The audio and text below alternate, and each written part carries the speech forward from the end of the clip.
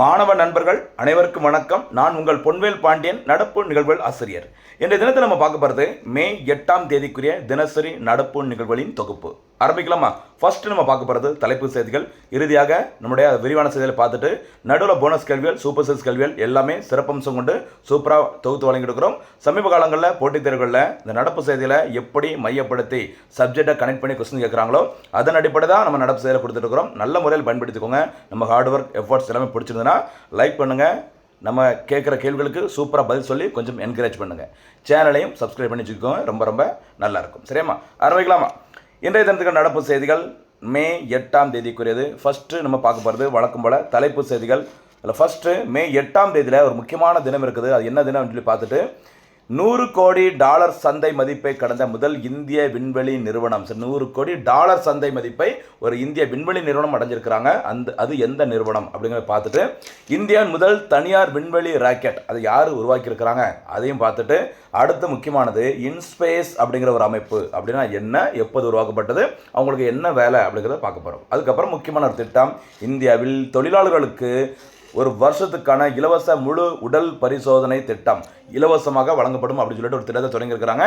இந்த திட்டம் எங்கு எப்போது தொடங்கப்பட்டது அதை பார்த்துட்டு, முக்கியமான ஒரு திட்டம், சரி, ஒரு பொருளாதார செய்தி, தமிழ்நாட்டிற்கு வெளியே ராயல் என்ஃபீல்டு பைக் இருக்குல்ல, அந்த நிறுவனத்தின் தயாரிப்பாளை தமிழ்நாடு இல்லாமல் முதல் முறையாக சரி கிட்டத்தட்ட ஒரு 70 வருஷத்துக்கு பிறகு பக்கத்தில் இருக்கிற ஒரு மாநிலத்தில் தன்னுடைய ஆலையை திறக்க போகிறாங்க. ராயல் என்ஃபீல்டு எந்த மாநிலம் அப்படிங்கிறத பார்த்துட்டு, இறுதியாக சூப்பர் சிக்ஸ் கேள்வியை நம்ம பார்க்க போகிறோம். ஆரம்பிக்கலாமா? இனிமே விரிவான செய்திகள். ஃபர்ஸ்ட் நியூஸ் பாருங்க.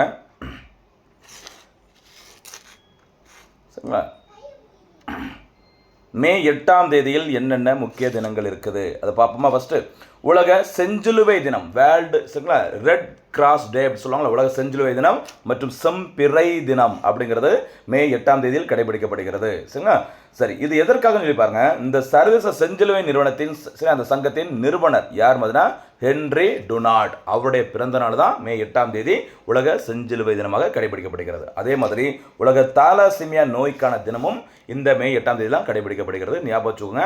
சரி, மரபணு வழியாக சில நோய்கள் வந்துட்டு அப்படியே சரி அடுத்தடுத்த தலைமுறைக்கு வந்துட்டே இருக்கும். சரி, இந்த குளோபியா அந்த பிரச்சனையில் இந்த நோய் வந்து அதிக அளவு இருக்கும். சரிங்களா? அந்த நோய்க்கான ஒரு அவேர்னஸ்க்கான தினம் மே 8ஆம் தேதி, மறந்துடாதீங்க, உலக தாலசீமியா நோய் தினம். சரியாம்மா? அடுத்து முக்கியமான ஒரு இந்தியன் எக்கனாமி சம்மந்தப்பட்ட சயின்ஸ் அண்ட் டெக்னாலஜி சம்மந்தப்பட்ட சூப்பரான நியூஸ் பாருங்கள். $100 கோடி சந்தை மதிப்பை, சரியா, 100 கோடி ஓகேவா சந்தை மதிப்பை கடந்த முதல் இந்திய நிறுவனம் எது அப்படிங்கிறத பாருங்கள். சரிங்களா? இந்திய விண்வெளி நிறுவனம். $100 கோடி அதாவது $1 பில்லியன் சந்தை மதிப்பை அல்லது வர்த்தக மதிப்பை கடந்த முதல் இந்திய விண்வெளி நிறுவனம் எதுன்னு பார்த்துக்கோங்க. ஸ்கை ரூட். சரியா? சரியா, ஸ்கை ரூட். இந்த ஸ்கை ரூட் அப்படிங்கிறது ஹைதராபாத்தில் இந்த நிறுவனத்தின் தலைமையிடம் இருக்குது. இந்த நிறுவனம் தான், சரிங்களா, அவருடைய மொத்த சந்தை மதிப்பு ஓகேவா $100 கோடி $1 பில்லியன் கடந்திருக்குது. இதன் மூலம் ஒரு இந்திய விண்வெளி நிறுவனம் ஃபர்ஸ்ட் டைம் பார்த்தீங்கன்னா அந்த 100 crore அந்த டாலர் வந்து கிராஸ் பண்ணியிருக்கிறாங்க. ஞாபகம் வச்சுக்கோங்க. சரியா? இதன் மூலம் முதல் விண்வெளித்துறை யூனிகார்ன், சரியா, $100 கோடி கடந்தது அப்படின்னா அது வந்து யூனிகார்ன் அந்த லிஸ்ட்டில் சேர்ப்பாங்க. அதையும் நோட் பண்ணிக்கோங்க. யூனிகார்ன் பட்டியலை சேர்ந்த முதல் இந்திய விண்வெளி நிறுவனம் ஸ்கை ரூட் நிறுவனம். அதோட ஹெட் குவார்ட்டர்ஸ் இருக்குது ஹைதராபாத்தில் இருக்குது. சரிங்களா? அதே மாதிரி வேற என்ன சாதனை படைச்சிருக்காங்க இந்த ஸ்கை ரூட் அப்படிங்கிறத கொஞ்சம் பார்த்துக்கோங்க.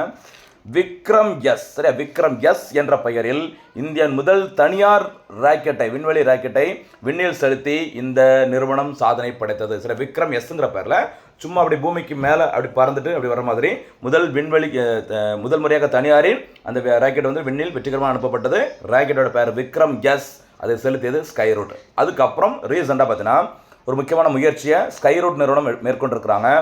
இந்த ஸ்கை ரூட் நிறுவனம் விக்ரம் 1, சரியா, விக்ரம் 1 என்ற ஏவுகணையை சரியா விண்ணில் செலுத்துவதற்காக, அதாவது ராக்கெட், சரியா, இது வந்து ஏவுகணைன்னு சொல்ல வேண்டாம், ராக்கெட், விக்ரம் 1 என்ற ஏவுகணையை விண்ணில் செலுத்துவதற்கான இறுதிக்கட்ட பணிகளில் தீவிரமாக ஈடுபட்டுள்ளது. சரியா? இந்த ஸ்கை ரூட் நிறுவனத்தின் தற்போதைய சீஃப் எக்ஸிக்யூட்டிவ் ஆஃபீஸர் யாருன்னு சொல்லி பாருங்க, பவன் குமார் சந்தானா. ஓகேவா? இந்திய விண்வெளி துறையில் முக்கியமான பாயிண்ட், கடைசி பாயிண்ட் பாருங்கம்மா. இந்திய விண்வெளித்துறையில் தனியார் நிறுவனங்கள் முழுமையாக பங்கேற்க கடந்த 2020ஆம் ஆண்டில் மத்திய அரசாங்கம் அனுமதி வழங்கியது. சரியா? அப்போ தனியார் அந்த நிறுவனத்தையும் இந்திய விண்வெளித்துறையில் சில உள்ள கொண்டு வரணும் அப்படிங்கிறதுக்காக மத்திய அரசு அனுமதி வழங்கிய ஆண்டு எப்போன்னு கேட்கலாம், 2020. ஞாபகம் வச்சுக்கோங்க, மறக்கக்கூடாது.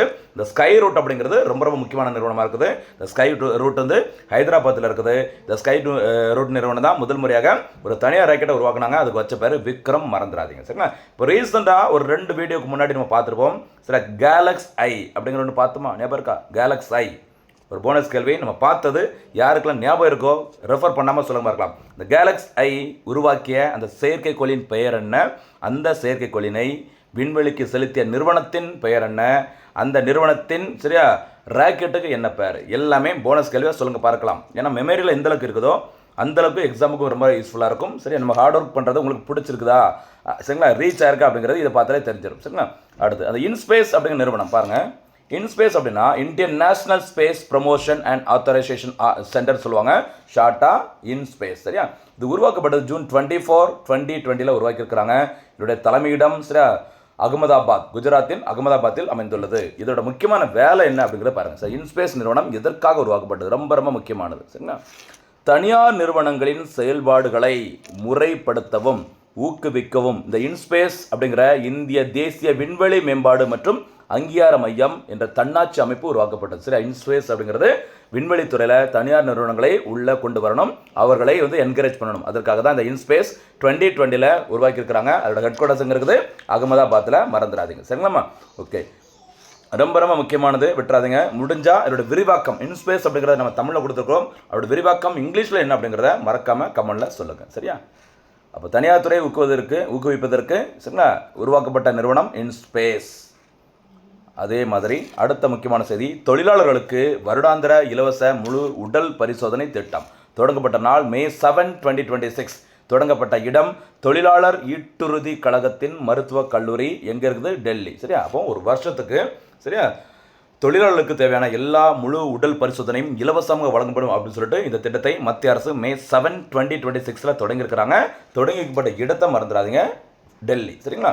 என்னுடைய பயனாளிகள் யாருன்னு சொல்லி பாருங்க. 40 வயது அல்லது அதற்கு மேற்பட்ட வயதுடைய அனைத்து தொழிலாளர்கள். சரியா? என்ன பரிசோதனை? வருடத்திற்கு ஒரு முறை முழு உடல் பரிசோதனை இலவசமாக வழங்கப்படும்.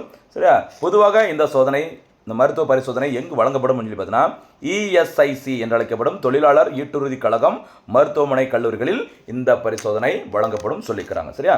இதே மாதிரி தமிழ்நாட்டுடன் தொடர்புடைய முக்கியமான ஒரு திட்டம் பாருங்க, தமிழ்நாட்டின் சிறப்பு திட்டம். தமிழ்நாட்டில் நலம் காக்கும் ஸ்டாலின் எனும் திட்டம் குடியிருப்பு பகுதிகளுக்கு அருகிலேயே இலவச முழு உடல் பரிசோதனை முகாம்கள் நடத்தப்படுகிறது. சரிங்களா? தமிழ்நாடு அரசினால ஓகேவா நலம் காக்கும் ஸ்டாலின் அப்படிங்கிற பேரில் ஒரு திட்டம் தொடங்கப்பட்டது. இதோட நோக்கம் நம்ம வசிக்கும் பகுதிகளுக்கே வந்து சரி ஒரு மருத்துவ முகாமை நடத்துவாங்க. அங்கே நம்ம உடல் நலம் வந்து எல்லாமே பரிசோதனை செய்யப்படும், நம்மளுடைய உடல் நலம் பாதுகாக்கப்படும். அது ஸ்கீமோட பேர் தான் நலம் காக்கும் ஸ்டாலின் திட்டம். நம்ம மேலே பார்த்தது மத்திய அரசின் திட்டம், மறந்துடாதீங்க. சரிங்களா? அடுத்து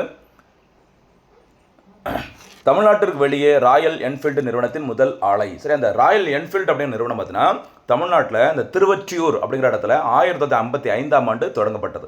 முறைப்படி அதற்கான அந்த சேவைகள் சரி அதாவது இந்த தயாரிப்பு பணிகள் தொடங்கப்பட்ட வருஷம் 1956 எங்கே? சென்னை திருவொற்றியூரில். அதுக்கப்புறம் ஓரகடத்தில் ஓரகடம் அப்படிங்கிற பகுதியில் 2013ஆம் ஆண்டில் ராயல் என்ஃபீல்டு நிறுவனத்தின் ஆலைகள் தொடங்கப்பட்டது. இந்த மாதிரி ராயல் என்ஃபீல்டு நிறுவனத்தின் ஓகேவா அந்த தயாரிப்பு ஆலைகள் தமிழ்நாட்டில் தான் செயல்பட்டு வந்தது. முதல் முறையாக ஆந்திர பிரதேசத்தில் தனது புதிய உற்பத்தி ஆலை மற்றும் விற்பனையாளர் பூங்காவை அமைப்பதற்கு ரூபாய் 2200 கோடியை முதலீடு செய்ய போகிறாங்க ராயல் என்ஃபீல்டு நிறுவனம். இந்த மாநிலத்தில் தமிழ்நாடு இல்லாமல் ஃபர்ஸ்ட் டைம் ஆந்திராவில் இன்வெஸ்ட் பண்ண போகிறாங்க ராயல் என்ஃபீல்டு. ஓகேவா? எங்கன்னு சொல்லி பாருங்கள், ஆந்திராவில் திருப்பதி லட்டு. ஓகேவா? திருப்பதி மாவட்டத்தில் உள்ள சத்தியவேடு என்ற இடத்தில் 267 ஏக்கர் பரப்பளவில் இந்த ஆலை அமைய உள்ளது. சிறப்பு பாருங்கள், 1955ஆம் ஆண்டிற்கு பிறகு தமிழ்நாட்டுக்கு வெளியே அமையும் இந்த முதல் ராயல் என்ஃபீல்டு ஆலை எங்கே? ஆந்திரா, மறந்துடாதீங்க. சரிங்களா? எல்லா செய்திகளுமே ரொம்ப தேவையான விஷயம் மட்டும் தான் பார்த்துட்டு இருக்கோம். நல்லபடியாக படிச்சுட்டு வாங்க, தேர்வில் வெற்றி பெறுங்கள். இறுதியாக இன்றைய தினத்திற்கான சூப்பர் 6 கேள்விகள். முதல் சூப்பர் 6 கேள்வி, உலக செஞ்சிலுவை தினம் எப்போது கடைபிடிக்கப்படுகிறது? இரண்டாவது சூப்பர் 6 கேள்வி, இந்தியாவின் முதல் தனியார் விண்வெளி ராக்கெட்டின் பெயர் என்ன? மூன்றாவது சூப்பர் 6 கேள்வி, $100 கோடி சந்தை மதிப்பை எட்டிய முதல் இந்திய விண்வெளி நிறுவனம் எது? நான்காவது சூப்பர் 6 கேள்வி, இன்ஸ்பேஸ் என்ற அமைப்பு எப்போது தொடங்கப்பட்டது? 5வது சூப்பர் கேள்வி, எத்தனை வயதிற்கு மேற்பட்ட தொழிலாளருக்கு வருடாந்திர இலவச முழு உடல் பரிசோதனை திட்டம் இந்திய அரசினால் தொடங்கப்பட்டுள்ளது? 6வது சூப்பர் கேள்வி, தமிழ்நாட்டிற்கு வெளியே ராயல் என்ஃபீல்டு நிறுவனத்தின் முதல் ஆலை எந்த மாநிலத்தில் திறக்கப்பட உள்ளது? அருமையான முறையில் பதில் சொல்லுங்கள். நல்லா வாய்ப்பு கிடைக்கும், ரிவிஷன் பண்ணிக்கோங்க, தேர்வில் வெற்றி பெறுங்கள். மீண்டும் சந்திக்கலாம். நன்றி, வணக்கம்.